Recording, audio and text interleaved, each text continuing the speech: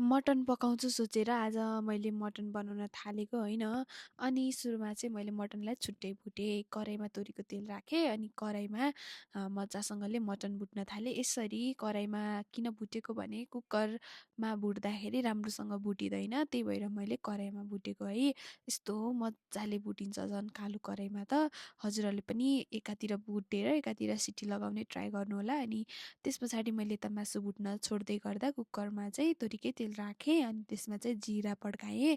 त्यस पछाडि प्याज राखिदिएँ। प्याज राखेर एकछिन चलाएँ अनि यो कुकरमा भिडियो बनाइराख्दा कुकरले भाप छोडिहाल्ने अनि भिडियो चाहिँ यस्तो ब्लर हुने क्या। अनि मलाई झ्याउलाइसकेको थियो है भिडियो बनाउँदा बनाउँदै। अनि यता देख्न सक्नुहुन्छ मटन यति मजाले दामी गरेर फ्राई भइसकेको थियो। मैले यो मटनमा नुन बेसार केही पनि राखेको छैन, यत्तिकै फ्राई मात्रै गरेको हो। र मैले मसला पनि आफैले मिक्सरमा जिरा धनियाँ ल्वाङ सुकमेल अदुवा अनि त्यस पछाडि लसुन राखेर पिसेको थिएँ है।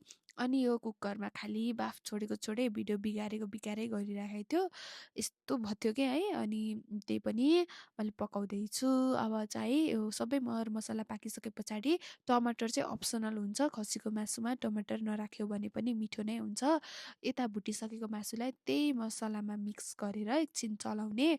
चलाइसके पछाडि चाहिँ यसरी फेरि एकैछिनसम्म 5 मिनटसम्म छोपेर चलाउनुपर्छ। अनि त यस्तो मिठो बास्ना आउँछ। अनि बल्ल यसमा नुन बेसार जान्छ। सुरुमा बेसार राखेँ, त्यस पछाडि नुन राखिदिएँ।